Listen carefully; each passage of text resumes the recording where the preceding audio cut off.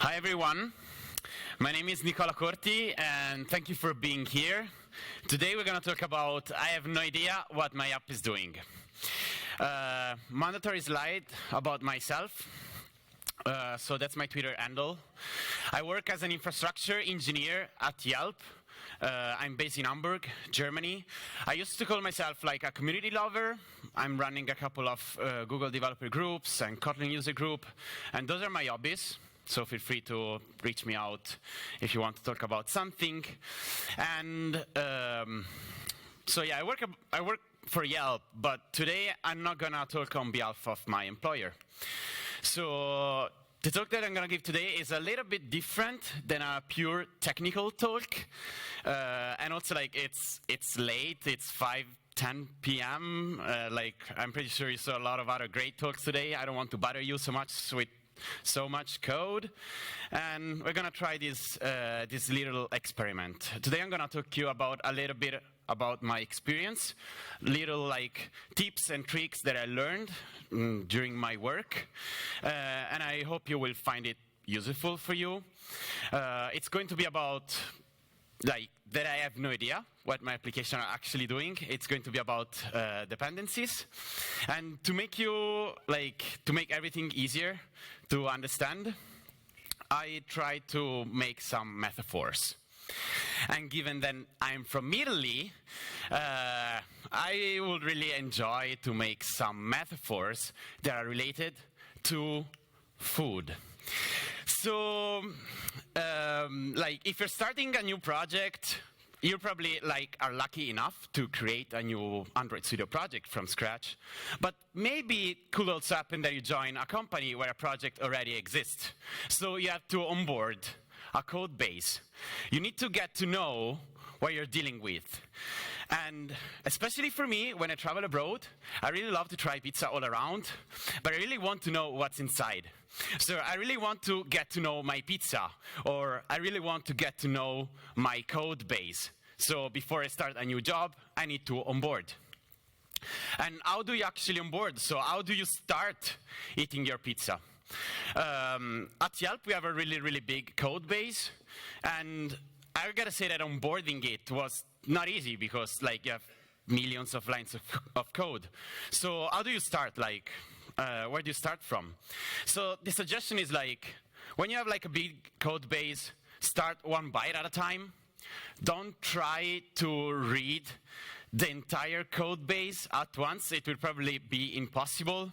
It will take actually a lot of time.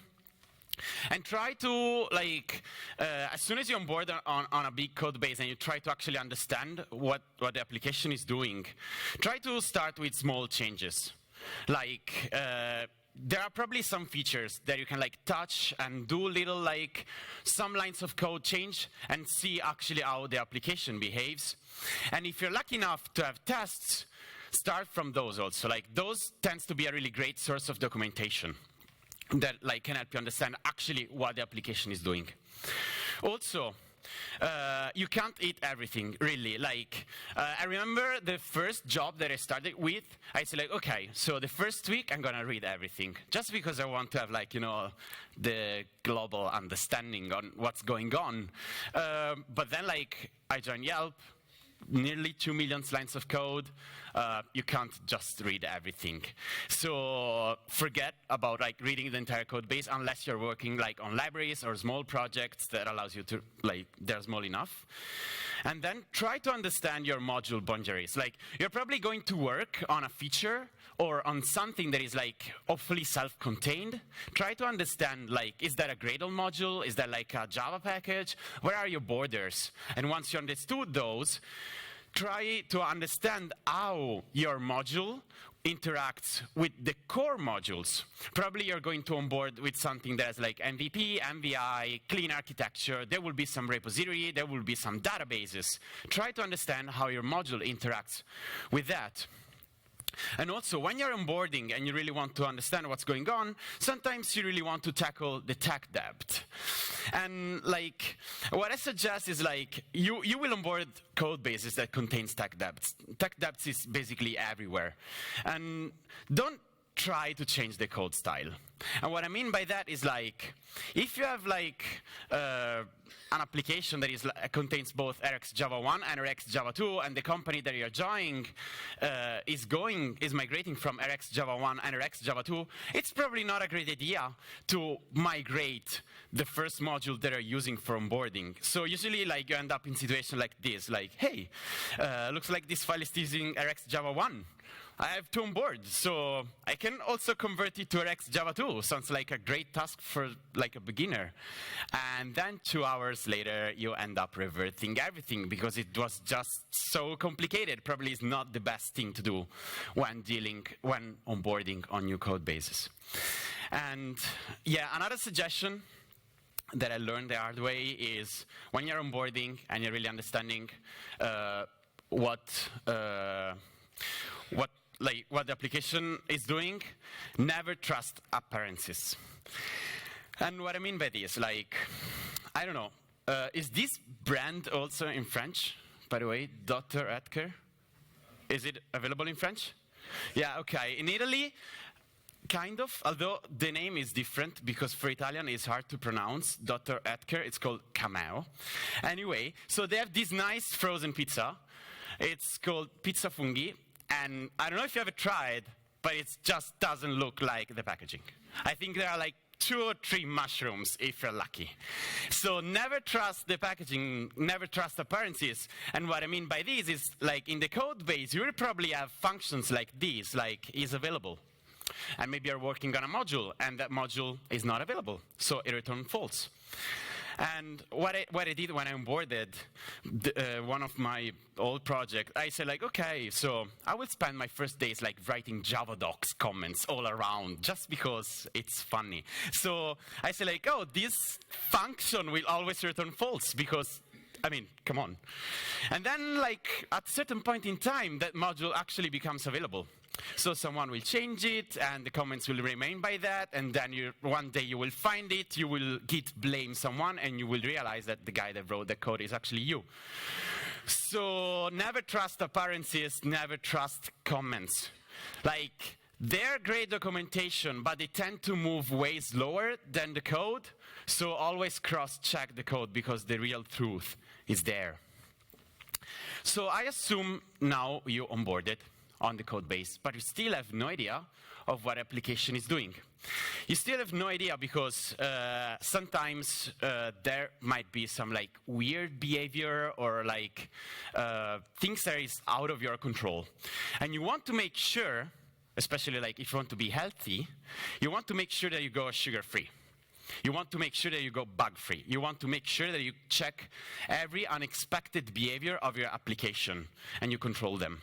How can you do that? So the first thing that I suggest to do to catch like unintended behavior is use a proxy. A proxy is a tool that will reveal a lot about your app behavior, like what your app is doing with the network. I really suggest to use chars or either Wireshark. Specifically, chars is really great because it has a clean interface, and you can see all the requests that are fired. Like, you can see literally what your device is doing with the network. Unfortunately, it requires some sort of configuration, both on the emulator or on the device and on your laptop, and it will look like this. So you will have like all the requests, the body of the request, and the body of the response. So given that it requires some sort of configuration, sometimes you probably want to use some other tools that are easier to configure and to plug in. So I want to suggest to use also this other tool. It's called Chucker. It's a library, it's open source, it's on GitHub at chucker.team/chucker, and it's basically an OK HTTP interceptor. It works on device without specific configuration, and it's just something that you plug on top of your networking library. And it's really useful to catch unintended behavior. So with that, you will have like an immediate feedback on what your networking library is actually doing, like if your app is making calls that you don't expect. And it's also really useful to build awareness. like you can use it, for example, with your designers or your product manager, because they will have like an immediate feedback, and they will realize, oh, like I pressed the button and some network request got fired. So it's really easy to understand, and it actually looks like this. I have a video. So let's say that we simulate some HTTP request. So we press the first button, doc HTTP activity, and you will have like a push notification with like everything, and you can actually see all the requests. You can click on it and see like an overview, the headers, how the requests look like, how the response look like. This is actually like a fork of another project that is not maintained anymore. And I also wanted to shout out that Oliver should be like there, and me and him, we are maintaining this library, so we are happy to like receive feedback if you have any, or just like stop by with me or with him if you have questions. Another way to catch like unintended behavior is the manifest, like the Android manifest file. So like when I talk to junior developers, they sometimes don't have the idea that your manifest will actually go through a process. There is the manifest merging. So in Android Studio, you can actually see how the final manifest of your application will look like. And this merge process is a two-step process. So first, all the manifest of all of your libraries and modules will be fetched and will be merged together, and then all the manifest in all the different source sets. So like, for example, build flavors will be processed, and they will all be merged in a single manifest. And that tells a lot about what your application is actually doing. So in Android Studio, you have this button here next to the text version of the manifest that allows you to see how your final manifest will look like. And actually, like, if you see here, there are like different colors, and the color represents different libraries. So for example, here I see that in my end manifest, I have like Android permission Bluetooth, Bluetooth admin, and access course location that are provided by this module. So it's really useful to understand if one of your libraries is pulling in some permission that you're not aware of. And the last thing, the last suggestion that I have to make sure that you completely go bug-free and you catch whatever is around on the code base is like try to enforce your conventions. So if you're working in a team, probably you have like static analysis tools, Git pre-commit hooks. Take care about those. Spend some time, set them up. There are a lot of great talks about that. I'm not going to spend time on that because we could like make a talk about this only. And my policy on those is usually break the builds. Like if you have conventions, don't stop at the warning level, raise everything to an error and break the builds. That's the only way, especially in big companies, to enforce conventions across everyone and make sure that you're not like, I don't know, calling an endpoint that people were not supposed to call. And also, share your pre-commit hooks. I found that like people are like not doing that properly, so I really suggest to use like tools like precommit.com that allows you to share pre-commits across the team, and try to avoid like useless pull requests where it's like, hey, there is a white space there, or parentheses should not be there, or whatsoever. And after these two, let's go to the core of this talk. So if you live in a big city like Paris or Hamburg, you're probably like used to order food.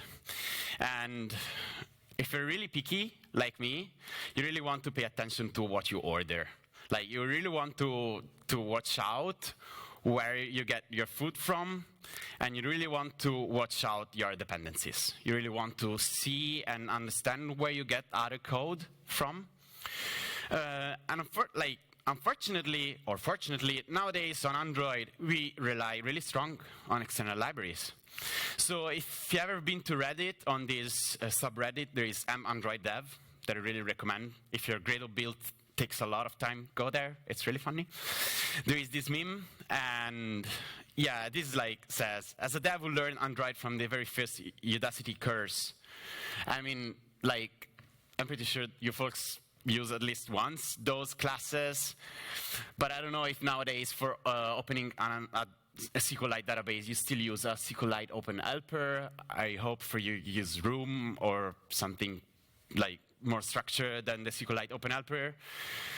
And like that's how it is. Like when I was at university, I was so naive. Like I exited the university and I said like, oh, I don't want to use external libraries because I mean the Android framework is providing everything for me. Why the hell I need to use Java? I mean, there is like a syntax. It turns out that the first thing that now I do when I start a project on Android Studio is like, oh, I have my 10 libraries. I need those, otherwise I'm not even able to code an Android app. And that's true. That's the power of being an Android developer. And just to give you an idea and to convince you that dependencies are necessary, if you want to make a network call using only whatever is inside the Android stock source code, you get these. Like, this is like a call to a simple endpoint. And this guy over here is actually a Java Pojo. And you will see because they're like all the setters and the getters over there, so nice. But then like we evolve. We like put libraries on top, and like we have Kotlin, and we have something that is like a little bit more compact. And then maybe we also want to use like proper parsing, like we want to use a library for doing the parsing. We don't want to do it by hand. And then we have like Moshi and OK HTTP, and then we end up with even more abstraction, and we have like retrofit, and our code will look like these. They're like 3 lines. So like external libraries are necessary because, I mean, they make our code more maintainable, easier to use, more abstract, and everyone knows them. So they're great. We can't just like live without. But then like, given that we need to use them, we need to be really conscious on where we order food from, where we get them from. So on Gradle, on your build.gradle, you probably have your repositories block where you define all of your restaurants. So where do you get food from? You can get it from the Google Maven repository. You can get from JCenter. That it's pretty famous, and usually those two are like there by default, so you will have them.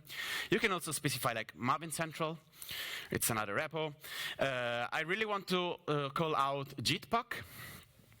So for the one of you that are not familiar with Jitpuck, Jitpuck.io is a service that takes a GitHub repository, builds that, gets the artifact, and hosts that for you. It's really great, especially if you're having a library and you don't want to deal with publishing to a public repo. That's great. And it will appear like that on your Gradle file. And then you can also say like, hey, I have my like restaurant is local. Get them from Maven local. So the order, how you specify them, it's really important. And we will see why in one of the next slides. But the other thing is like, when you're ordering food, I honestly like love sushi. But have you ever been to the restaurant and have you ever asked for like, hey, give me the best sushi you have? I mean, maybe yeah. But like, when you're talking about dependencies, that's probably not the best question that you want to ask, because that will mean like, hey, like give me the best library, like the best version of that library. And this like translates to Gradle like to what they're called like dynamic dependencies. So dynamic dependencies, the problem is that they make your build less reproducible. And they look like this. So for example, I could say like, hey, I want JP Sushi, Uramaki plus. Like, give me the best version of Uramaki that you have. And, you know, they make the build less reproducible because today the best version of Uramaki can be 1.0, but tomorrow can be 2.0, and 2.0 might completely break your build. So you just want to avoid them. And you want to avoid stuff also like this. Like on Gradle, you could say like 2 point plus. That means like 2 and then whatsoever. That's, again, not reproducible. And even these, like I saw that stuff around like 2.0 point plus. That's, again, not reproducible. And even worse, like, do you really think that developers out there are following semantic versioning? And do you think that 2.0.0 and 2.0.1, they don't contain, like, breaking changes? So don't do that. And even, like, on Gradle, you can do stuff also like this. Like, you could select between 2 and 3 excluded. That's, again, like a dynamic dependency. Sometimes you really want to use them. And so if you want to use them and to protect yourself against like random version of libraries that you can accidentally pull in, you can use version lock. So how it works, this was introduced in one of the latest versions of Gradle, I think 4.8, but I'm not a Gradle developer, so I might be wrong on this.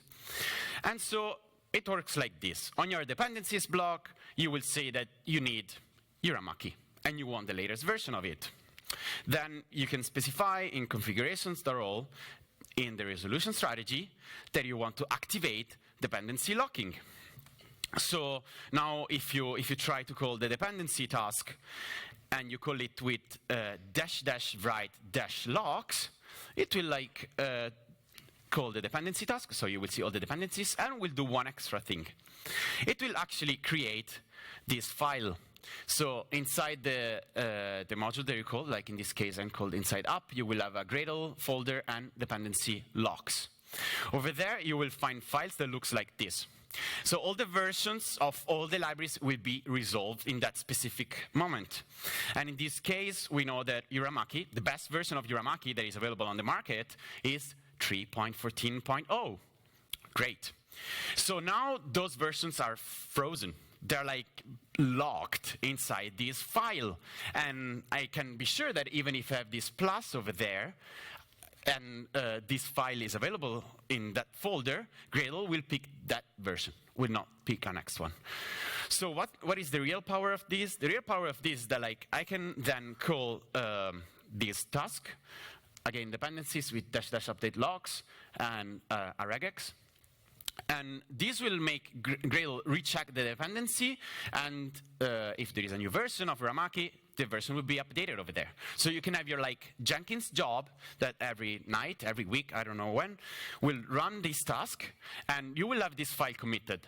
So you can like let Jenkins like run this task, check the tests, and if everything is green, update. Also, you can invoke this to update all the dependencies inside that file. I find this way of dealing with dependencies more flexible than having them inside the build.gradle file, and it works really great. If you like sushi, you probably have your favorite restaurant. So you know that you trust someone more than others. So you probably want to restrict dependencies to specific repositories. As I mentioned before, repositories get queried top to bottom. So the list of all the repositories that you will specify, it's important, like in the order where you place them. So in the repositories block, you can say that you have your own Maven repository, like your internal repo, that is like a repo.sushi.jp Maven 2. And you can say that inside this repo, Gradle should search only for jp.sushi. So Gradle will not try to search for, I don't know, the support library or retrofit or Kotlin inside this repo, because you will not have it. And it's like better in performance, and you have a lot of gain in security. And talking about security, you can say that on JCenter, you want to exclude whatever is inside JP Sushi Star, because your library is internal only, and you don't want Gradle to search that outside. This is extremely important, because if I accidentally find out your Maven group ID, and I manage to publish something on behalf of you on JCenter, and JCenter happens to be before the other, you will pull my version of the library, not yours. So pay attention to the order and use this content block to specify what do you want to search where. Also, there are a lot of directives that you can use, like include version module. There are a lot of them that contains that accepts regex. So it's really powerful. Try to use it. Also, might be that you want to go gluten-free. You want to make sure you don't have gluten in your build. So you need to pay attention to transitive dependencies. So what are transitive dependencies? Transitive dependencies are dependencies that are like imported by other libraries. And to protect yourself against those, you can define constraints and specify what exactly do you want.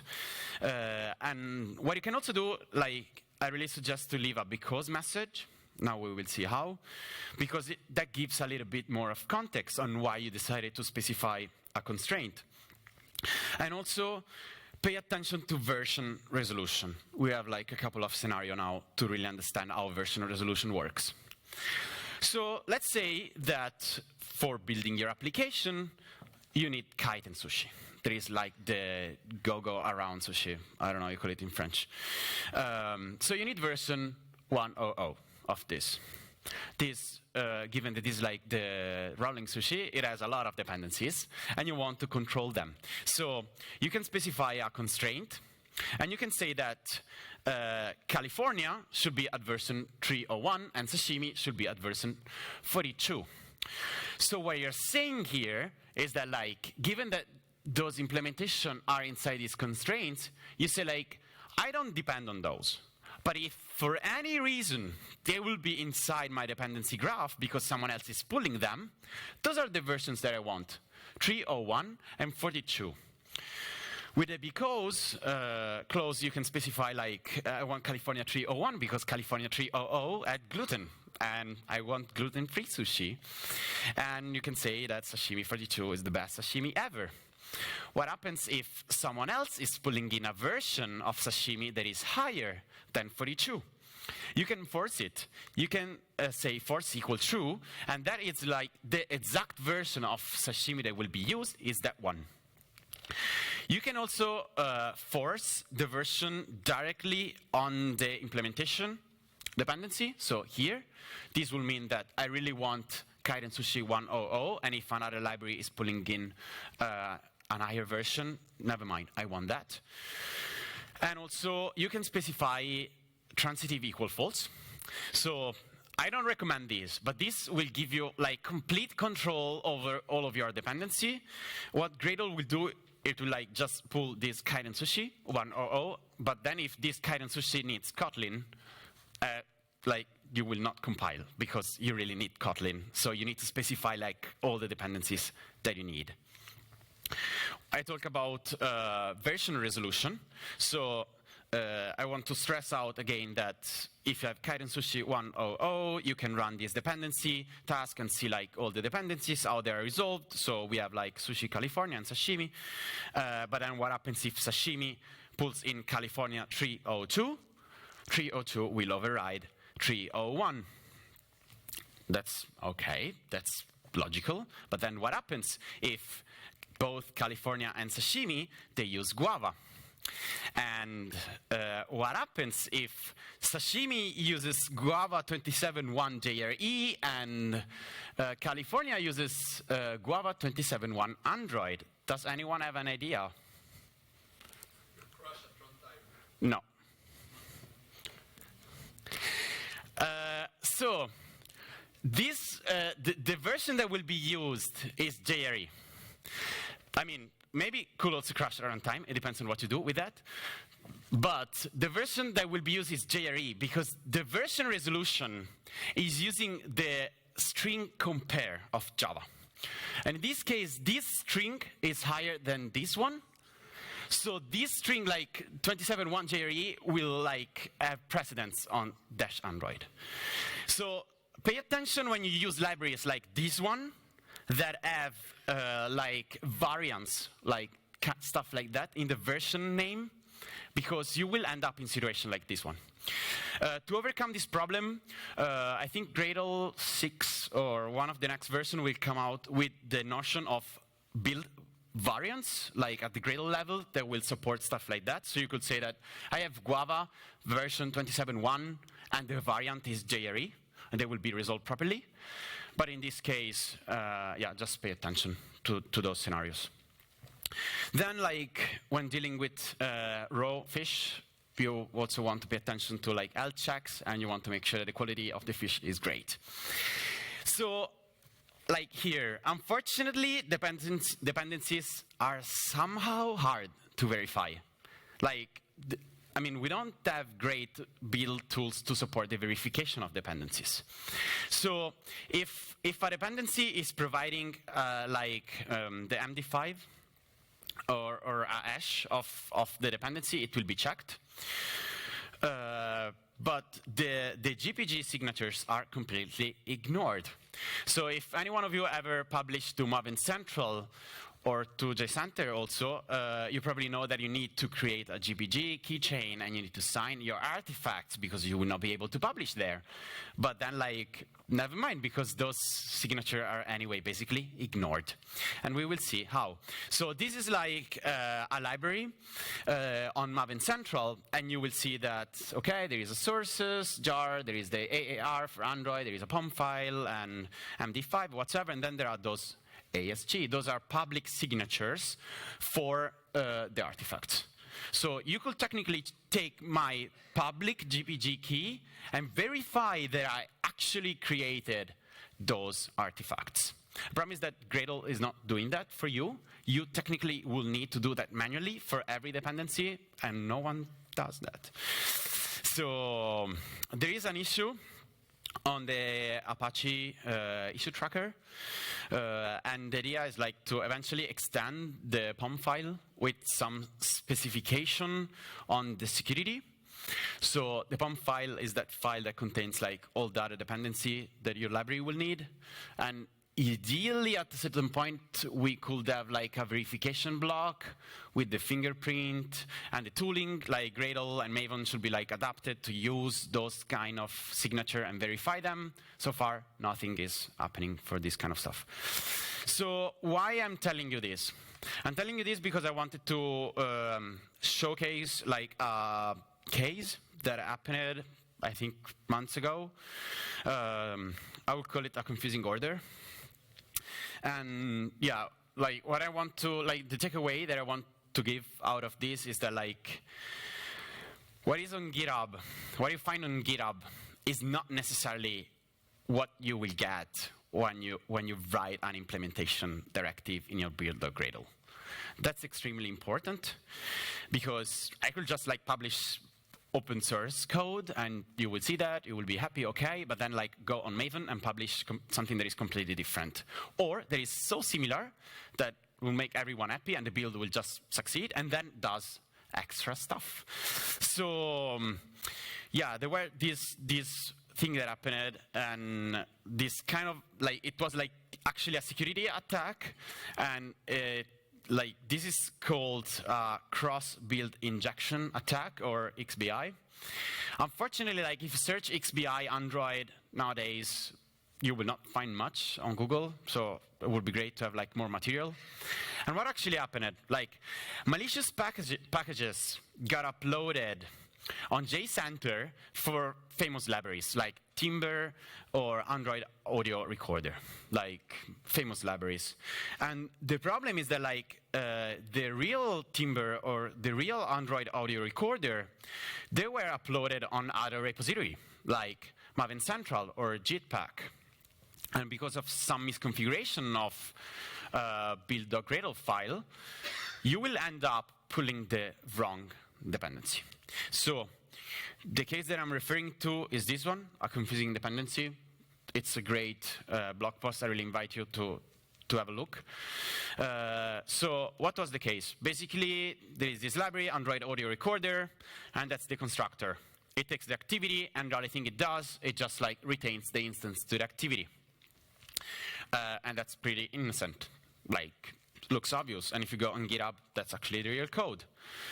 The problem is that what the app was actually doing when this constructor was called was just slightly different. So the app was actually retaining the instance to the activity, but then also starting a thread. New thread.start, the old way. And inside, there were these. So someone was trying to resolve an host name. And this host name contained model and device of the current device. And yeah, I just removed the complete host name, but you will find it on the blog post if you're interested. And this was actually firing like a DNS request. Like, what's the IP for this host name? And you just don't know what's going to happen afterwards. You're asking someone what's the IP of a host name that contains accidentally the model and the device of your user. So you want to make sure that your application doesn't have such a thing, because that's a security threat and it's like spoofing data of your user, and external dependencies that are doing that for you. It's not great. So why this happened? This happened because the Android audio recorder was like defined like this. Okay, it's on GitHub. It's provided by jetpack.io. So everything is correct. And by the way, like when you create a new project on Android Studio, if I'm not wrong, there is like this repositories block and Google and JCenter. So I just add Jetpack just below. But the problem is that, as I mentioned before, external dependencies are queried and resolved top to bottom. So what Gradle will do is like, hey, I need come GitHub Audio Cafe, Android audio recorder, version 0.3.0. Google, do you have it? No, because I only have Google stuff. JCenter, do you have it? Yeah, because someone uploaded there an artifact that had these exact coordinates. And this will make Gradle never query jetpack.io, and you can actually see that because if you comment out jetpack.io, you will still be able to build, because the dependency is fetched from JCenter. So there is actually, if you're interested in learning more, there is actually a postmortem for this from JFrog. There is the company behind Bintray and JCenter. There is not much details over there, but it's anyway interesting to have a look. Here's the link on top. The problem is that, like, again, it's not super long, but what is actually long is the list of the dependencies that got uploaded over there. And like what is even crazy is that like basically these users was able to upload them just because he faked his user ID with Jake Wharton with AA. And this went like just unnoticed. So what's the lesson here? It would be great to have like more verification of dependencies. Unfortunately, we don't verify signatures so far. I don't know if people would be like, so I mean, you know, people just don't want to do that and deal with GPG keys. We just want to drop one line over there. The problem is that like we're getting lazier and lazier. And this is a problem that is not happening for Android only. If you're familiar with NPM and Node, I really invite you, take a look at this other blog post, because this is like a fiction, but it actually catches the problem over here. I'm harvesting credit card numbers and password from your site. Here is how. Read it. It's really great. And so, yeah, to wrap up, when like you're onboarding on big code bases and you have no idea what's going on, get to know your pizza, spend some time, don't pretend to learn everything at once. Just like first learn what you're dealing with. Make sure you go sugar-free. I have tools to catch like unintended behavior and bugs, and pay like close attention to your orders or where do you get like dependencies from. I showed you some techniques that will like prevent attacks like the one we saw before. And with this, thank you very much for having me. It was a pleasure to speak.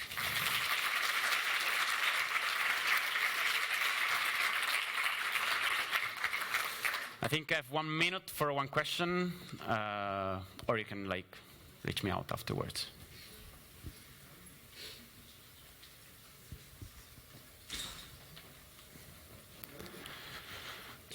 No? Okay. Thank you.